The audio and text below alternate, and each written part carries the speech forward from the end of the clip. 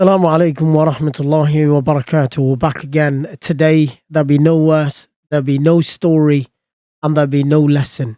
But today, I want to actually speak about something which is unfolding in front of our eyes. Often, Muslims are blamed for crimes that are committed by other people because people want to find scapegoat and the most vulnerable community, as we find in the entire world, can be bashed around is the Muslim community. As you probably know, there was an incident in Germany very recently, even before the results came out of who that person was. Everyone blamed him to be a Muslim. And when the story was later revealed, no one wanted to speak about that issue anymore. Why? Because it was not concerning Muslims. As we stand here today, 2 days ago, the ceasefire was broken. And it was not broken by Hamas, as they always like to call, and it was not broken by the Gazan civilians who are fasting without food, without drink. It was not broken by them. We all know who broke the ceasefire, and it's been reported as I was reading the newspaper today. And that's from the entire media out there. And this is what it says. So it says the IDF says a ground invasion of southern Gaza is underway, and troops are pushing into north near the town of Beit Lahia and the central areas. At least 200 children have been killed. And as we speak, 590 lives have been lost. And this ceasefire was broken on Tuesday. The medical authorities say the death toll continues to rise as IDF airstrikes and ground invasion intensifies.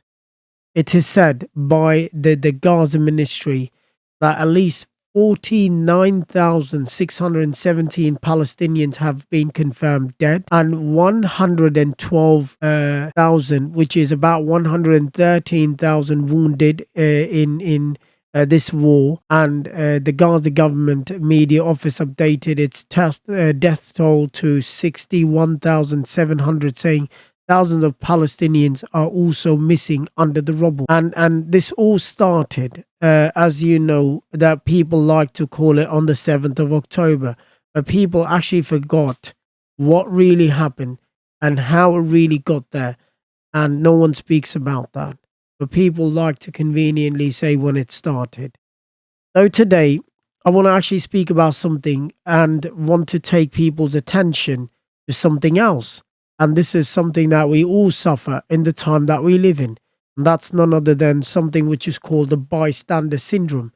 And now let's define the terminology as well. The bystander syndrome is in effect a social psychological theory that suggests people are less likely to offer help in an emergency when other people are present. And that's the case of 7 to 8 billion people that see the atrocities unfolding. Let's just say half of these people don't even have power. Let's just say 1 billion people definitely have got some power and they control some narrative, but they refuse to say anything. Why? Because they think someone else would do something. And I want to take you to some cases for you to understand where it all started. In 1964, Kitty Genovese was a lady that was walking home, and it is said a man followed her and he had this desire, this urge, this sinister desire to kill this lady. And eventually he managed to do that. He followed the lady and he raped the lady, and he also killed her on her doorstep, where 38 people reported were watching that incident. No one called the police. No one said anything. And later on, he was jailed. But no one helped her when the help was required. They all watched it. And let's talk about another incident. Topsy the elephant. Topsy the elephant, as you all know, was taken into a park, into a stadium, where 100,000 people reported they attended. And they all attended. And this Topsy the elephant was not to perform any circus. It was only brought in to test the high voltage of electricity. And he was electrocuted to death, where 100,000 bystanders were over there, and they looked and they rejoiced and they clapped and they egged it on. And this is it. And let me take you to another incident. In 1992, it was Chandigarh, was a young girl of 12 years old who was actually lured by her friends, the ones who hated her, and it was taken and driven away, where she was strangled to death. She did not die. She was stabbed. She did not die. Later on, they doused her with petrol and burned her alive. While it was said 16 people were there who actually watched this unfold. And it later on went to many people who knew about the story, who knew the perpetrators. No one said anything. Let's take you to another incident. The Pulitzer Award winner, any photographer, has always got his eyes on such a prolific award.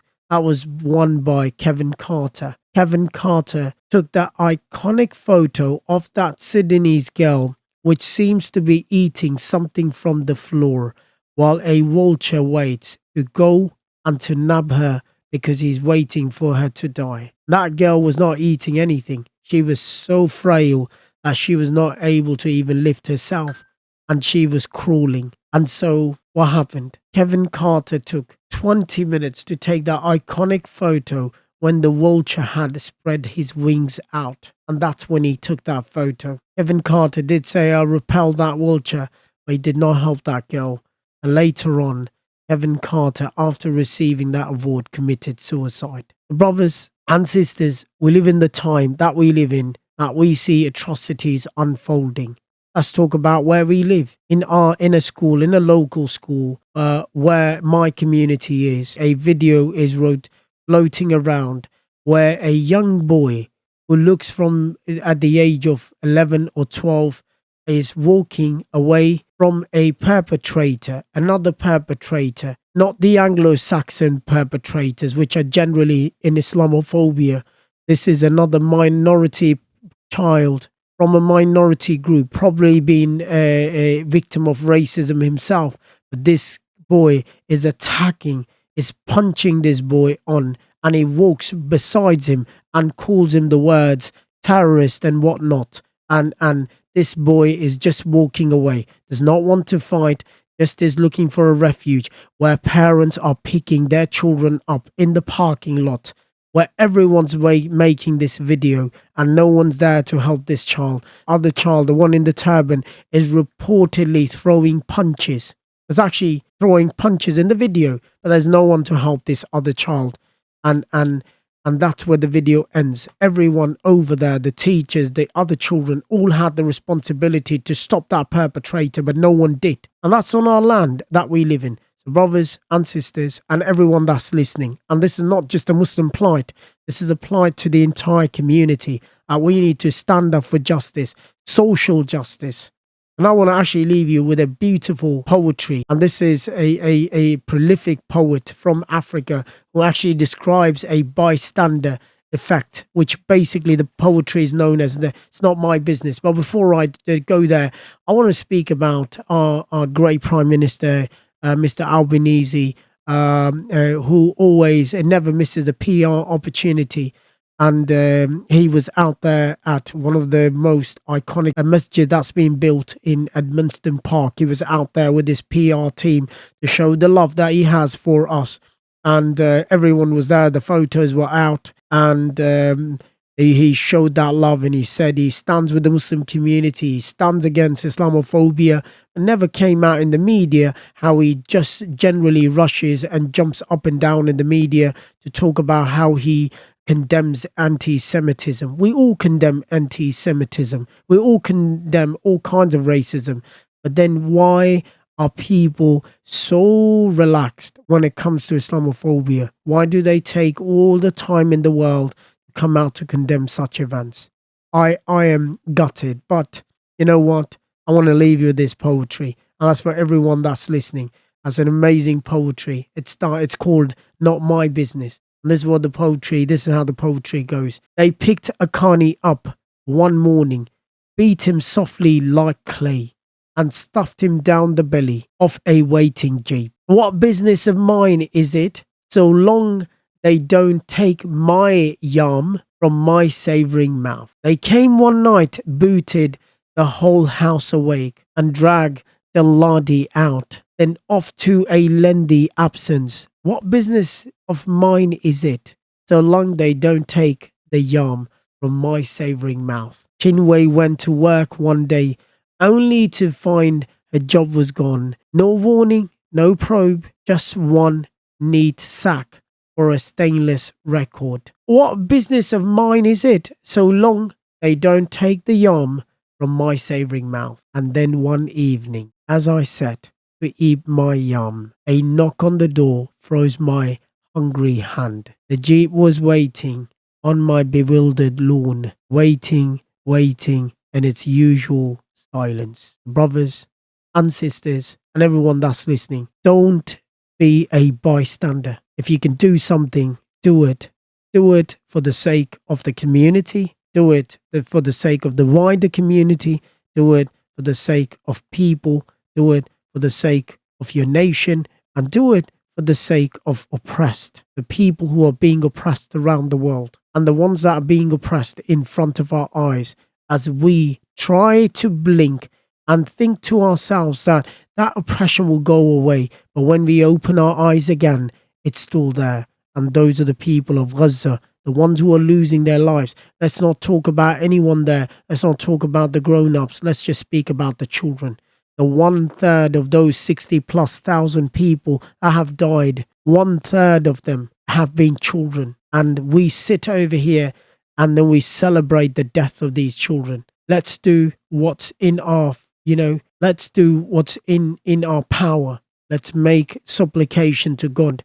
And let's talk to the politicians, the ones who are the lawmakers, and tell them what are they doing about these atrocities that are unfolding. And you know what? It's a responsibility of the Muslim. As the hadith goes, من رأى منكم منكر فليغيره بيده فلم يستطع وبلسانه ولم يستطع وبقلبه وذلك أضعف الإيمان. I'll leave you with that, and we ask Allah subhanahu wa ta'ala to protect us, our children, our nations, and everyone, and to make it easy for the destitute around the world, the oppressed around the world, and to bring an ease to the life of the people, and particularly the distressed and the destitute and the people of Gaza, who actually need everyone's help, not the help of Muslims. The entire world needs to help them, and that's the help they need. And I want to leave you with that. And I thank you all, and I pray to Allah that He makes this Ramadan the best Ramadan of your life. Wa jazakumullahu khairan.